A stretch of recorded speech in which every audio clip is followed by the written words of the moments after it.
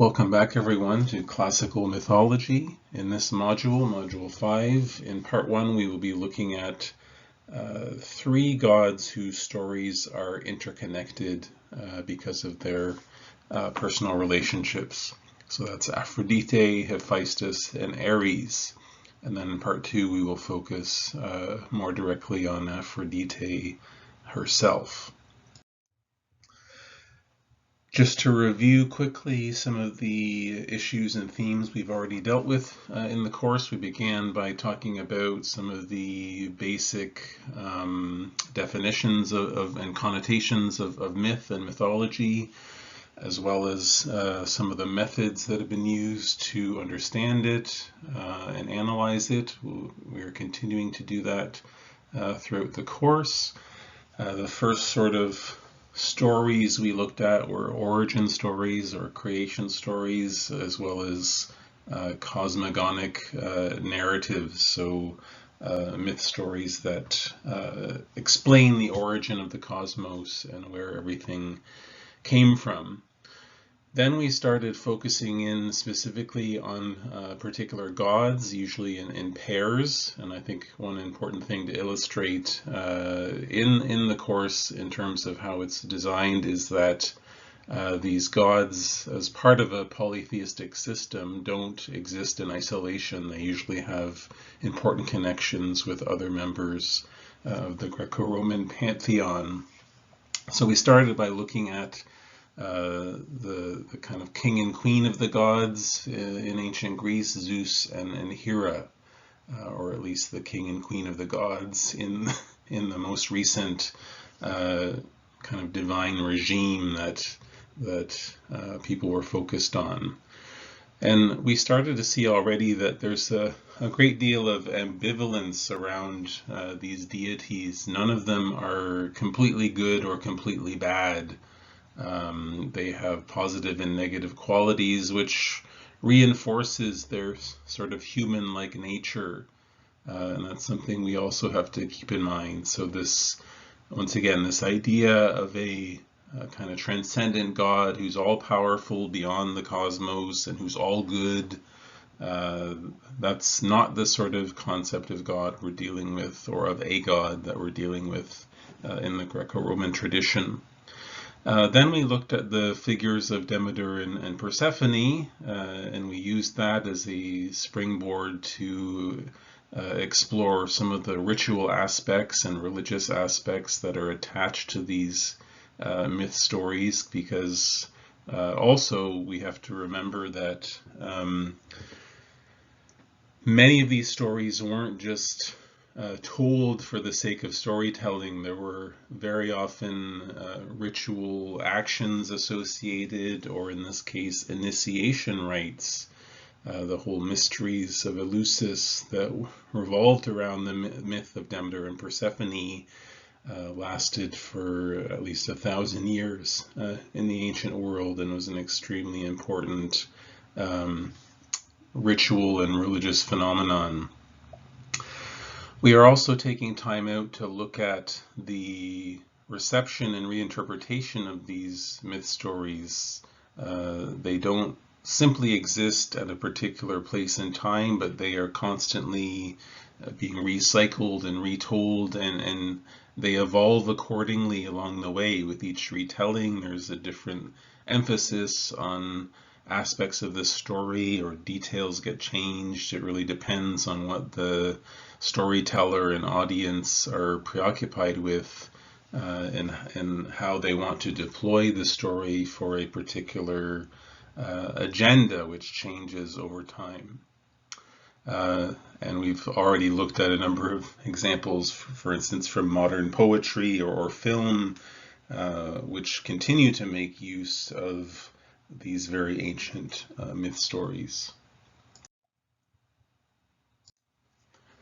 So the first of the three gods that we'll be looking at today is Aphrodite.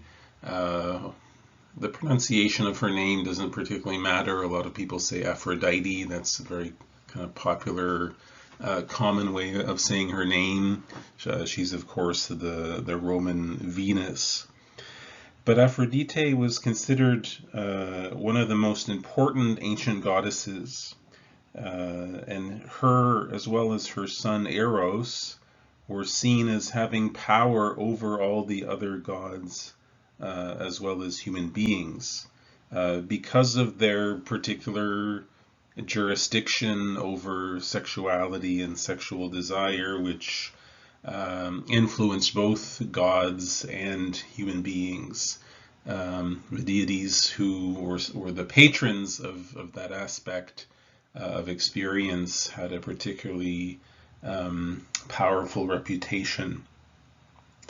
And we've already seen when we looked at Hesiod that there are multiple versions of the origin story of Aphrodite, and these stories place her in different locations in the kind of genealogy of the gods that gets told in different ways. And again, I'll remind you that for many of these important figures in ancient mythology, there is often a lot of variation. So if you do encounter, conflicting details in one source versus another source, that doesn't necessarily mean one source is wrong, although that is possible.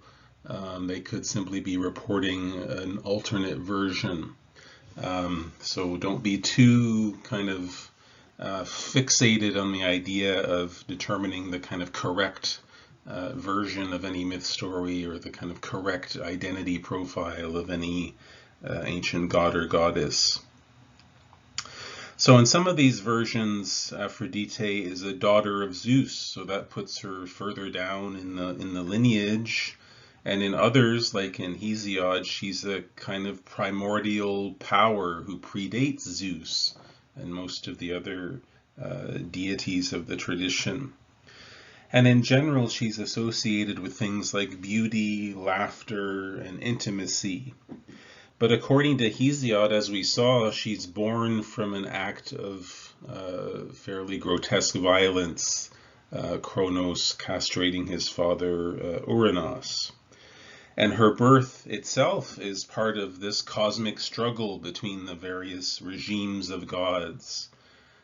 So as much as she is given these sort of attractive qualities and is praised for her beauty, etc., her origin story is one that's very dark and violent. But we've already seen and emphasized the fact that much of Greek mythology has that sort of dark dimension. Similarly, she herself plays a pivotal role in the famous Judgment of Paris story. And if you've never heard of this Judgment of Paris story, this is the incident that sparks the Great Trojan War. It's this devastating conflict at the heart of the major Greek epic cycles. So Homer and the Odyssey and the Iliad, they're all part of this large epic cycle that revolves around the Trojan War.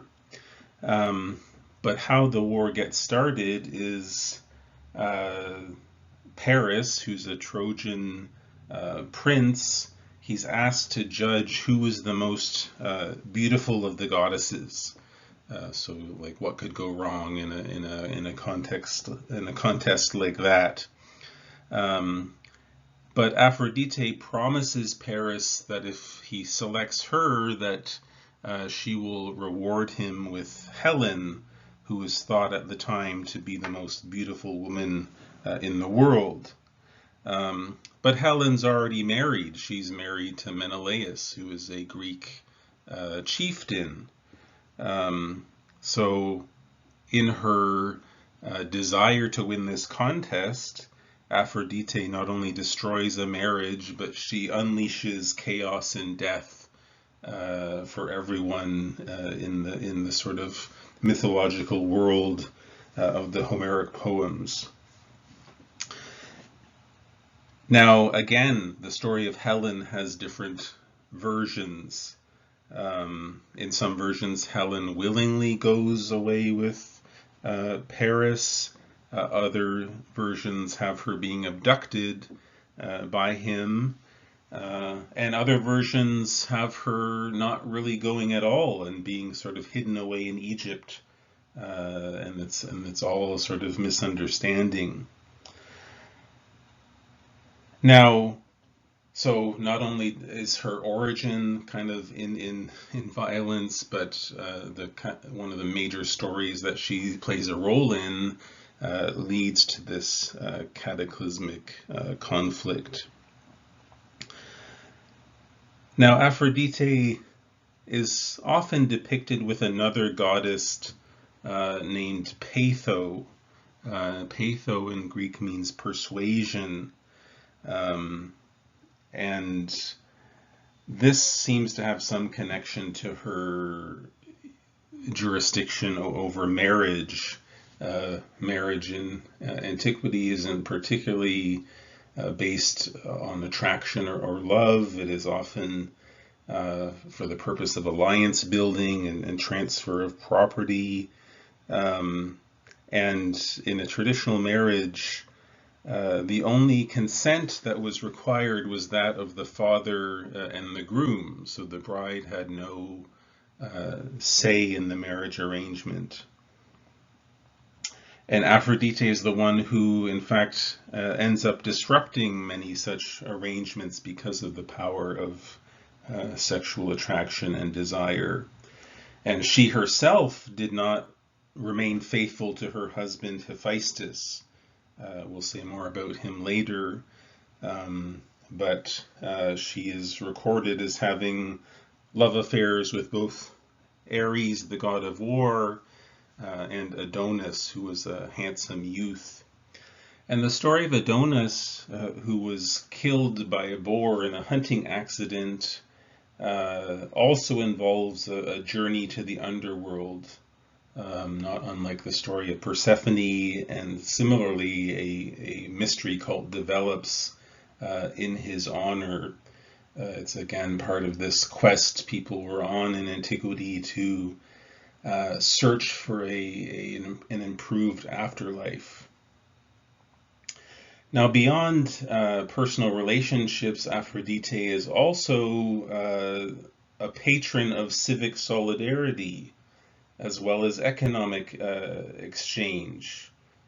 She was known to have been worshipped in harbors, which were a hub of economic activity. So we can see in the case of Aphrodite that often these deities have very sort of surprising associations that we wouldn't normally think of lumping together. But in the Homeric hymn to Aphrodite, we're told that she is the holder of honor in all the shrines of the gods, and by all mortals counted the eldest among the gods. So in this respect, she has power even over Zeus himself, who is the current king of the divine hierarchy.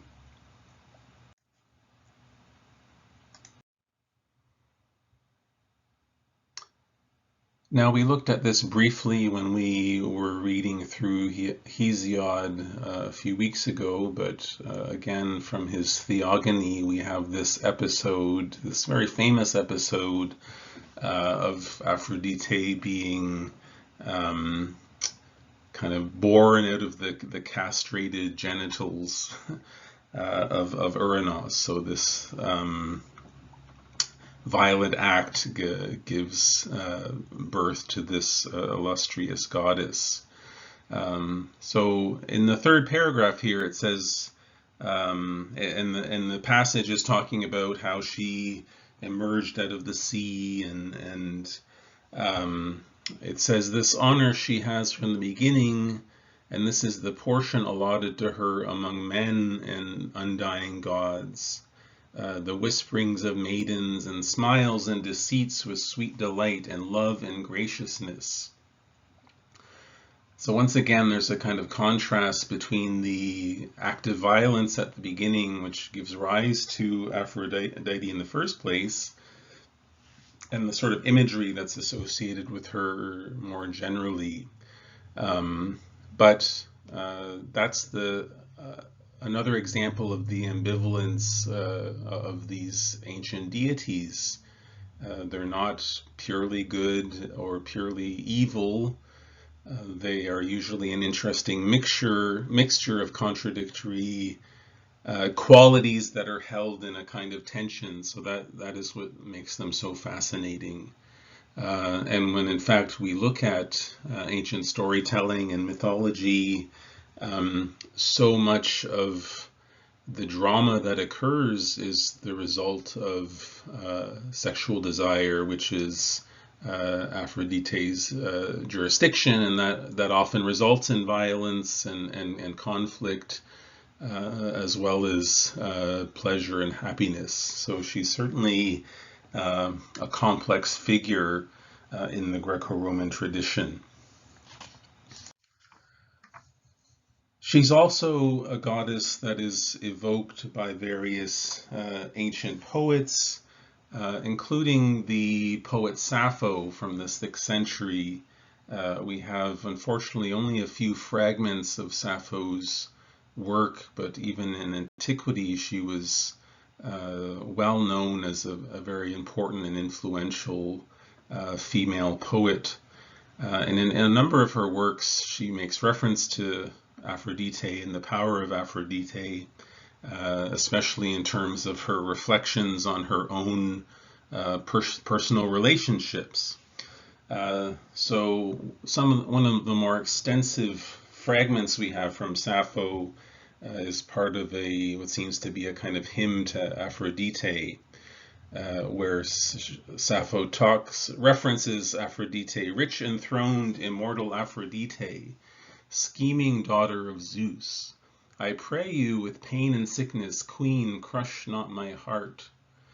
But come, if ever in the past you heard my voice from afar, and hearkened, and left your father's halls, and came with gold chariot yoked, and pretty sparrows brought you swiftly across the dark earth, fluttering wings from heaven through the air. So here, Sappho is sort of pleading with Aphrodite to help her with her current predicament.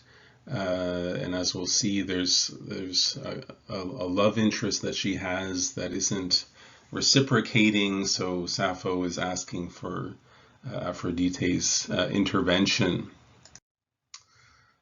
So in the same poem, Sappho continues, soon they will be here, and you, blessed goddess, smiling with immortal features, asked why I'd called, and what was the matter now. What was my heart insanely craving? So this reveals too the kind of religious function of Aphrodite as the goddess that someone like Sappho and others pray to in the kind of in their sort of romantic desperation. So Aphrodite is presented as coming to Sappho and saying, who is it this time I must cozen to love you, Sappho? Who's unfair to you? For though she flee, soon she'll be chasing.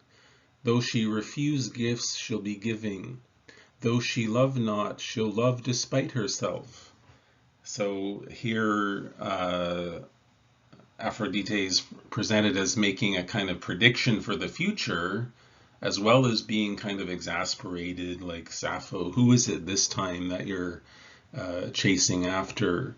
But the goddess reassures her that the woman she's interested in will ultimately reciprocate her affections. So Sappho finishes by saying, yes, come once more, from sore obsession free me, all that my heart desires fulfilled. Fulfill, help me to victory.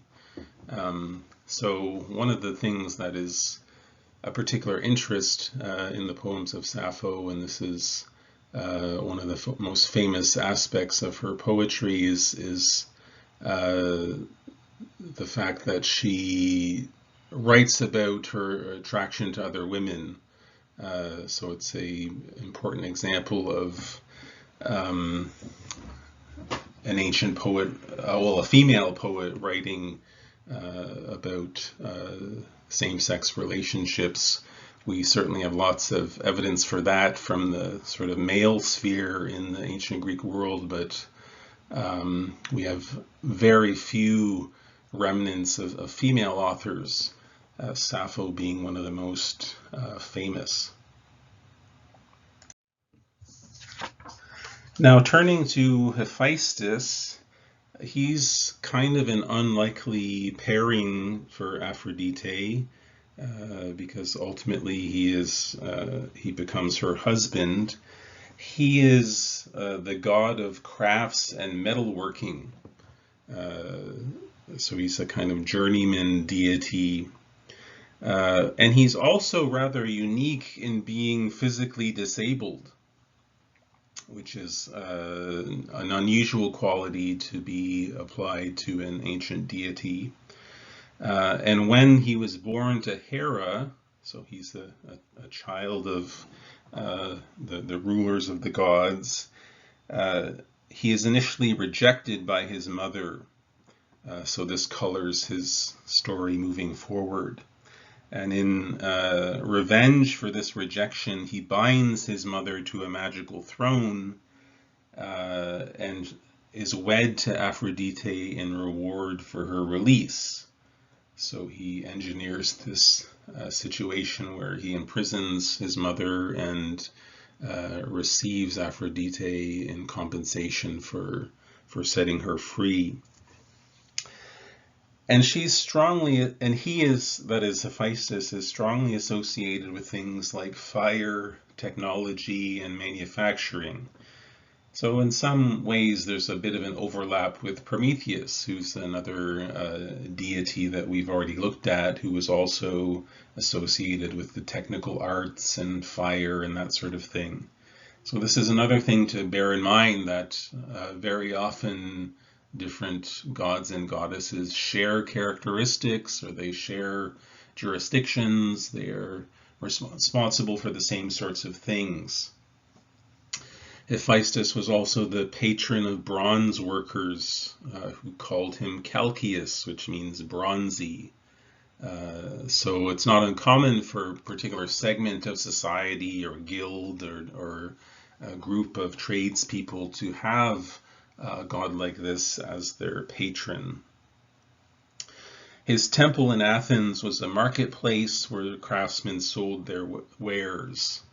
And famously, he becomes involved in a kind of love triangle with Aphrodite and Ares, who we'll look at next. Ares, the god of war, has an affair with Aphrodite, and Hephaestus exposes this affair by ensnaring them in a metal net.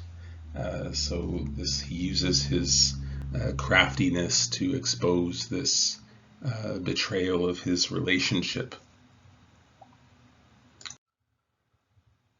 Again, if we turn to the Homeric hymns, which are such a rich source of information about Greek mythology, Hephaestus is described here, and like in the case of Hesiod, the poet is invoking the muse.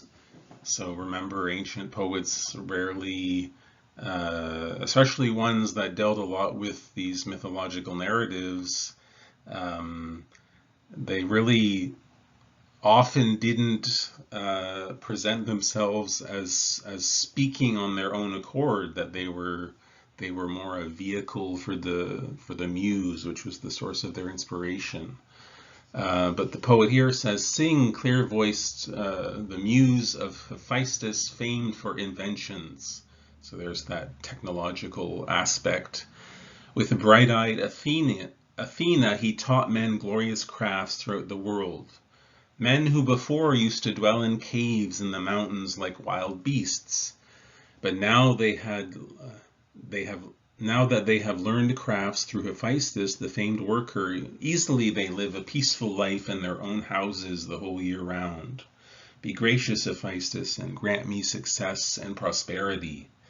So once again, there's this sort of parallel with the Prometheus idea of the gods intervening on behalf of humanity to help humanity progress. and acquire new methods of building and agriculture and crafts and technology. So there is, I guess, a sort of idea of humanity being on a sort of developmental path in the ancient world. But the progress is something that requires the gods to give gifts to humanity in order for them to acquire new knowledge and new skills. Now, Ares, for his part, he's the third figure involved in this scenario and love triangle with Hephaestus and Aphrodite. Um, he's known as the god of war, but he's very much a god of aggression and qualities such as anger, rage, and destruction. Um, so in that sense, he seems like a more kind of natural pairing with Aphrodite, who kind of shares some of those qualities in an indirect fashion. It's sort of not surprising that she would be attracted to Ares. Her marriage to Hephaestus is more of a artificial product of the dysfunctional relationship that Hephaestus has with his mother. Um, Now, Ares, I don't know why I keep saying Harry's. Ares is a figure that was often despised um, by human beings. He wasn't particularly honored in the religious culture. There isn't a whole lot of evidence of devotion to him. And in some ways, he's more of a kind of god of killing uh, than sort of warfare in a classical sense. So maybe describing him as god of violence as opposed to god of war in a more technical fashion. Now, Ares is described in another work of Hesiod called the Shield of Heracles. And here he's described as insatiable in battle, blazing like the light of burning fire in his armor and standing in his chariots, and his running horses trampled and dented the ground with their hooves. And all the grove and the altar were lighted up by the dread god Ares himself in his armor, and the shining from his eyes was like fire. Man-slaughtering Ares, screaming aloud, courses all over the sacred grove. So there's a few kind of interesting things here. Not only do we see the sort of fearful, dreaded nature of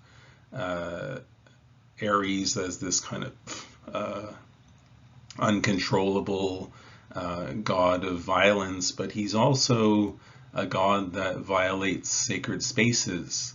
So in the last line there, he's you know running all across the sacred grove. That's not a space that should be interrupted by violence or warfare, but those sort of barriers get broken down in conflict, which is kind of the sphere of activity that Ares himself rules over.